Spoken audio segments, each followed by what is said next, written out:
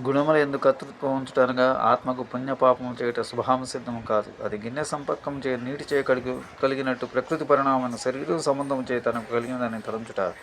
సర్వేశ్వరుని ఎందు కర్తృత్వం ఉంచుటనగా యజమాని సేవకుని వలె సర్వేశ్వరుడిగా సర్వస్వామిగా తనకు శేషముగా ఆత్మను కర్తగా గైకొని తన వేవియగు అవిస్యను ఉపకరణముల చే తన ఆరాధనగై తానే తన కర్మలు చేయించున్నాడని తలంచుట. 8. ప్రసంగ స్వస్వభావోక్తి కర్మణో అకర్మతాస్య చ భేదాః జ్ఞానస్య మహాత్మ్యం చతుర్థాధ్యాయ వచ్చతే. 8వ శ్లోకం. మాటల ప్రసంగంలో అవతరించిన భగవంతుని అసాధారణ స్వభావమును చెప్పుటయు కర్మజ్ఞానాకారమగుటయు కర్మయోగం యొక్క భేదములను ఈ కర్మయోగాంతర్గతమైన జ్ఞానం యొక్క ప్రభావమును ఈ 4వ అధ్యాయం చెప్పవలచున్నది. తదుపరి 5వ అధ్యాయ సార్. కర్మయోగస్య సౌకర్యం శీఘ్రం కాస్న తద్విదాః బ్రహ్మజ్ఞాన ప్రకారస్య పంచమాధ్యాయ ఉచ్యతే.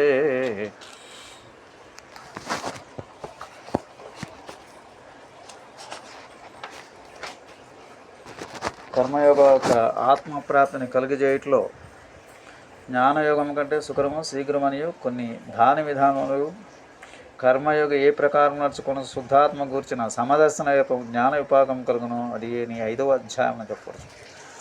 తదుపరి 6వ అధ్యాయం. యోగాభ్యాస వియోగి చతుర్థ యోగ సాధనం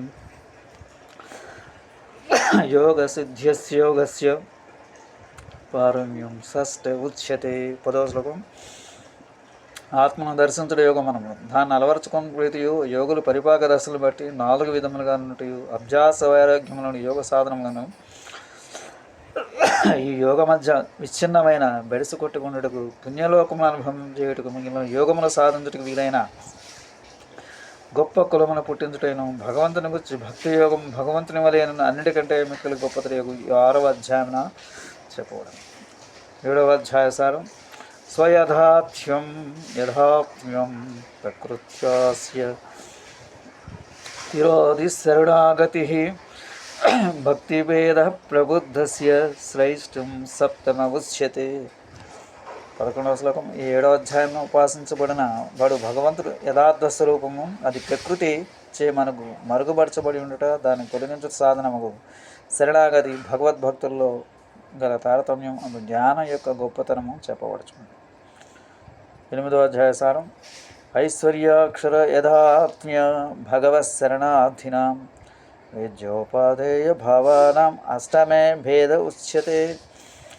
భగవద్భక్తులకు రుద్రేంద్రాది భోగములకు మించిన భోగములు కోరువారనియు కైవల్యమను ప్రకృతి గ్రంథములేని పరిశుద్ధాత్మ స్వరూపం వడవి కోరువారనియు భగవత్ సాయుధ్యమను పరమ పురుషార్థమైన మోక్షం అపేక్షించువారని 3 విధములుగా ఉంది. అట్టివారి వారి అధికారానుగుణంగా భగవద్ ఐశ్వర్యం శుద్ధాత్మ స్వరూపం పరమపురుష స్వరూపం అచ్చురాది మార్గంలో ఎరుగుట వాటి మరణ సమయం వరకు దృఢముగా ధ్యానించడం ఆవశ్యకం. ఈ విషయములను ఈ 8వ అధ్యాయమున వేరువేరుగా చెప్పబడుతుంది. స్వస్తి. జై శ్రీరామ్.